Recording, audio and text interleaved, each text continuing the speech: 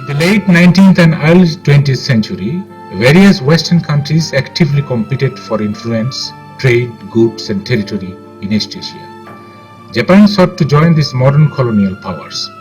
The newly modernized Meiji government of Japan turned to Korea. The Japanese government initially sought to make Korea a Japanese satellite in order to further the country's security and national interests.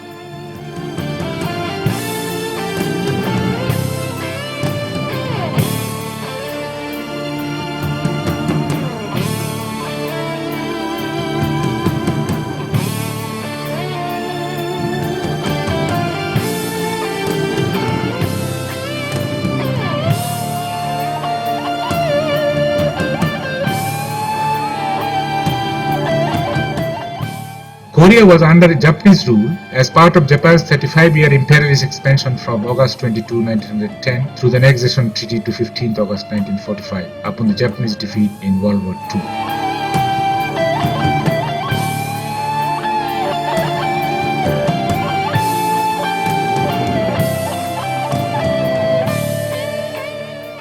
In Korea, the period is usually described as part of Japanese forced occupation. Unlikely to other imperialist power, many Japanese settlers were interested in acquiring agricultural land in Korea.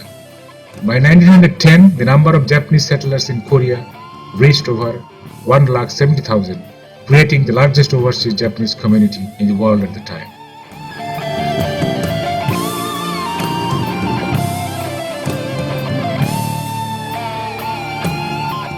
Governor General Terushi Masatake facilitated settlement through land reform then. The Korean land ownership system was a complex system of absentee landlords, partial owner tenants, and cultivators with no legal proof of their ownership.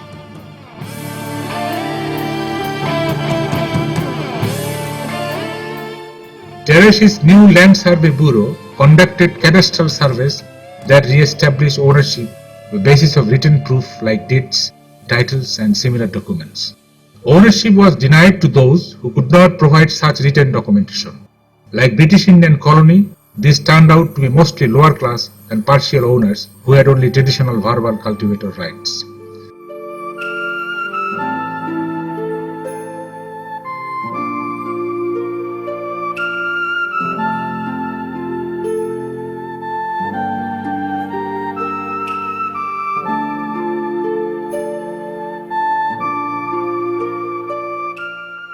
Many former Korean landowners as well as agricultural workers became tenant farmers, having lost their entitlements almost overnight. It is estimated that by 1910, perhaps 7 to 8% of all arable land was under Japanese control. This ratio increased steadily.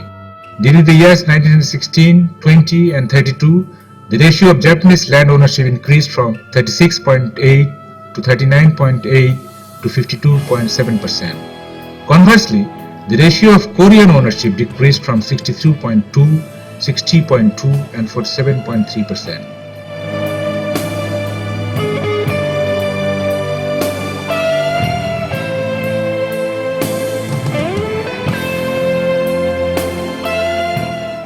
Anti-Japanese rallies took place nationwide, most notably the March 1st movement of 1919.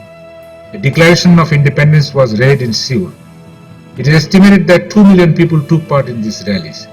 The Japanese violently suppressed the protests. According to the Encyclopedia Britannica, about 7,000 people were killed by Japanese police and soldiers during the 12 months of demonstrations.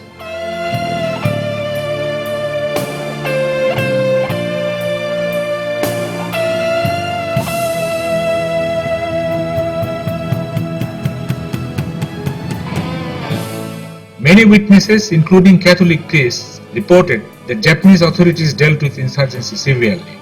When villagers were suspected of hiding rebels, entire village populations are said to have been herded into public buildings, especially churches, and massacred when the buildings were set on fire.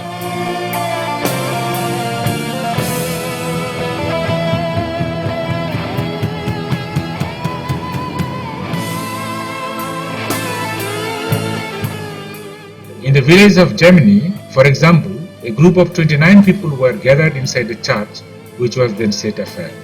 The residents of Korean Peninsula did not have the right to vote or to hold office in Japan's House of Representatives during Japanese rule.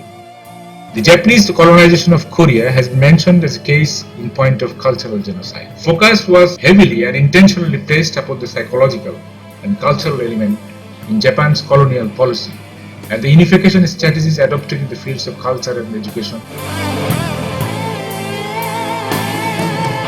Other means of cultural suppression, including several well-known temples, palaces, scripts, memorials, and statues. Songs and poems originally dedicated to Korean emperors were rewritten to adorn the Japanese emperor. Carved monuments underwent alterations to the Chinese characters to delete or change part of their meaning.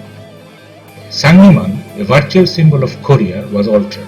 The primary building of Gyeongbokgung was demolished and the Japanese General Government building was built in its exact location. Korean History Compilation Committee confiscated and burned Korean history books. Attempts were made to better segregated individuals of Korean and Japanese ancestry. This name change policy, called Shanshigyeongang, was part of Japan's assimilation efforts. During Japanese rule, 54 lakhs Koreans conscripted. About 6,70,000 were taken to mainland Japan, including Karafuto Prefecture, present-day Sakhalin and now part of Russia, for civilian labor.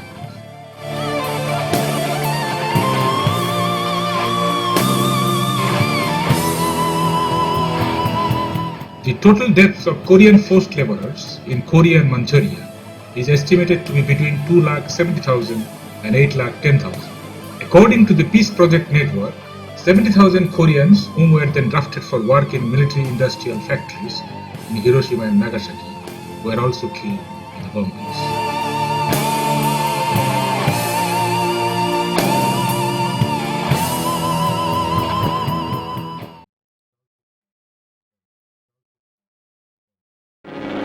The swift Japanese advance on the national capital make the vicinity of Nanking a place of danger. The Nipponese invaders strike westward with incredible speed. The defenders bravely ignore a Japanese ultimatum calling on them to surrender.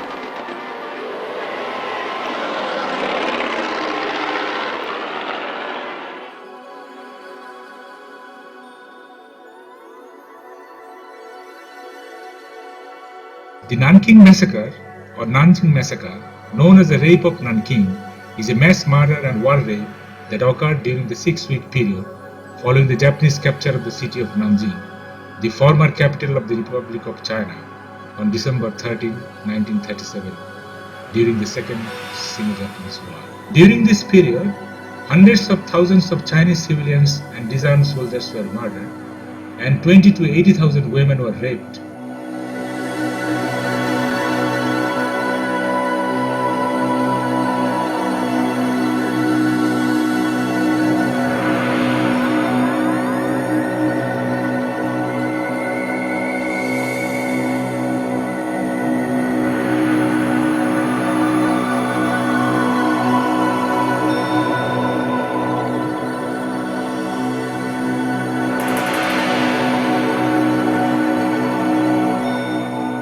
Some authors record that Prince Asaka signed the order for Japanese soldiers in Nanking to kill. Eyewitness accounts of Westerners and Chinese present at Nanking in the weeks after the fall of the city-state that over the course of 6 weeks following the fall of Nanking,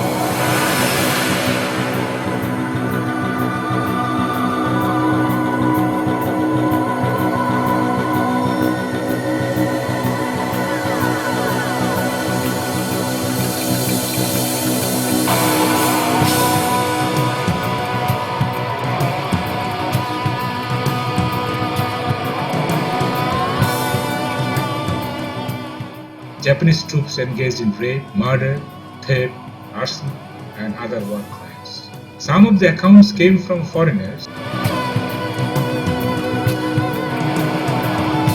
The International Military Tribunal for the Far East estimated that 20,000 women were raped, including infants and the elderly. A large portion of these rapes were systematized in a process where soldiers would search door to door for young girls, with many women taken captive and gang raped. On 13 December 1937, John Rabe wrote in his diary, I was crowded in with about as unsavory a crowd of soldiers as one could imagine in a third-class coach. Nervous because sewed into the lining of my camel's hair greatcoat were 8 reels of 16mm movie film of atrocity cases, most of which were taken at the University Hospital by John McGee. They were so terrible that they had to be seen to be believed. My baggage would undoubtedly be carefully examined by the military when we got to Shanghai. What might happen if they discovered these films?